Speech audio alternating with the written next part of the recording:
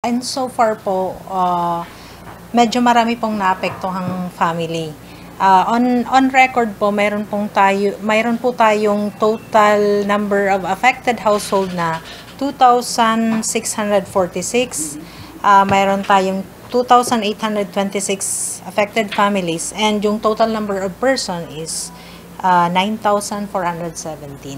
So both on evacuation centers and sa mga private residences na nag-evacuate. Opo. Ano-ano mo yung mga barangay dito sa Bato na talagang na-apektuhan po ng bagyo po? Yung mostly yung mga barangays sa lakeside barangays, particularly yung Barangay Bacolod kasi binaha sila.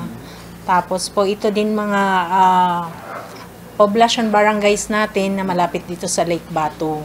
Kasi doon malakas masyado yung hangin, and considering yung mga materials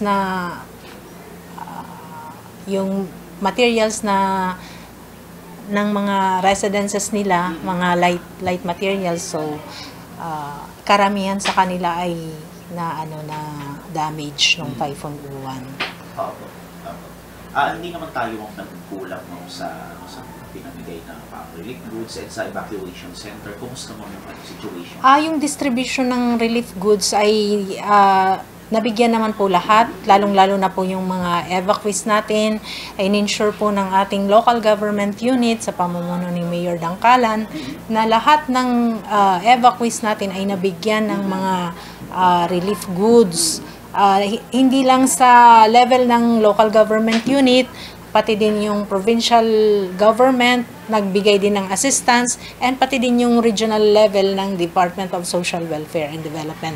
So far, yung LGU natin nakapagbigay tayo ng 1,220 food packs, tapos nagpadala din si DSWD, provincial and regional level ng more than 4,000 food packs for our constituents. Opo.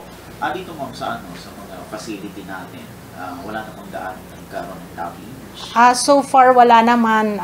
Upon inspection, medyo may lang tayo sa, yun nga, yung nabahang area. Pero so far, hindi naman na-damage yung mga roads natin doon.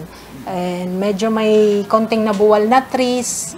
And na-clear naman kaagad the next day after nung typhoon, kasi yung mga yung mga empleyado natin nagtulong-tulong para makapag-clear kaagad ng road para hindi maabala yung transportation.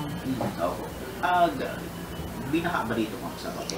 Dito po sa sa poblacion area, yung lang po, yung malapit lang po sa lake. Pero dito mismo, hindi katulad nung Typhoon Christine na pati yung main road natin, yung National Highway is binaha. So this time, si Uwan, malakas lang talaga yung hangin niya, pero hindi naman inabot ng baha tong main road natin. Wala naman dito mga naitala na namatay, nasugatan?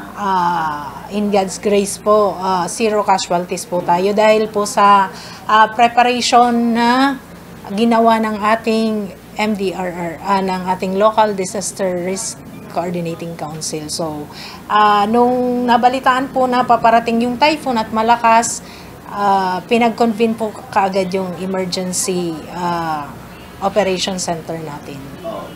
Sa tubig, ma'am, wala naman tayo ng problema? Wala naman po, kasi may mga supply naman tayong enough ng mga tubig natin. Opo. Ngayon mo, may kuryente na tayo dito sa bayan. Yun lang po, yung kuryente medyo na-restore siya after 2 days. 2 days after nung typhoon. Pero so far, lahat naman na ng barangays dito sa amin nagkaroon na ng kuryente. Kumusta mo yung parang kabuhayan mo? Yung livelihood natin, tungkol sa livelihood, may mga damages po tayo sa sobrang lakas ng hangin dun sa natin sa mga crops. So on record po, yung mga crops natin, inaabot din po ng millions yung yung mga damages natin sa mga crops. And yun nga, sabi ko kanina, yung mga houses natin, may mga na-damage na mga houses, yung iba partially damaged, yung iba totally damaged talaga. So, yung datang submitted dito sa atin, yung partially damaged, may total na 704. Tapos, yung totally damaged is 48. So, all in all, mayroon tayong 748 totally and partially damaged. Yung sa crops naman, yung initial kasing submitted is inabot ata tayo ng more or less 2 millions na damage sa mga agricultural natin. So, so ngayon po, ano yung mga susunod natin mga hakbang? Kasi parang hindi pa tayo gaano nakaka-recover. So, ang local government unit naman, ginagawa lahat ng makakaya para mas suportahan na makabangon uli, makarecover yung ating mga magsasaka, ang ating mga fisher folks. Kasi yung pangkabuhayan dito, karamihan ng ating mga mamamayan ay nagdidepend sa resources natin sa lake. So, mga fisher folks natin, nag-i-extend yung local government unit natin ng assistance sa mga magsasaka, pati sa mga mangingisda na may mga na-damage na mga agricultural. Ngayon magtuloy-tuloy pa yung pamamahagi natin ng relief goods, mga ganun? Or actually na natin na dispose na po natin lahat ng kasi alam naman natin na in the next few days after the typhoon, doon talaga nila kailangan. So para ma-address yung pangangailangan nila, agad-agad naman itong ipinamahagi kaagad ng ating LGU para kumbaga madugtungan yung kanilang pangangailangan sa araw-araw. So sa ngayon po, medyo stable na din po yung natin, yung mga constituents natin. Although nasa process pa ng recovery, pero kaya naman na sila nung dating gawain sa araw-araw. Yan. So siguro ma'am, bago tayo matapos sa interview na ito, ano na lang ma'am yung ating panawagan or mensahe sa mga taga dito sa Bato, especially yung mga naapektuhan ng typhoon, uwan? Sige, magbigay ko sa inyo. Sige po. Sa ngalan po ng ating municipal mayor na si Mayor Enric Dangkalan, ipinapaabot po namin sa lahat ng aming mamamayan dito sa Bato na naapektuhan ng bagyong uwan na ipagpatuloy po natin yung ating pagiging resilient.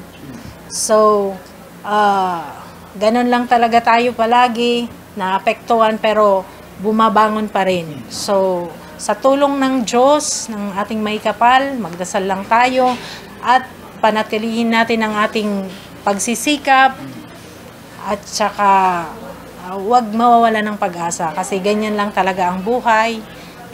Umaabot yung mga bagyo, mga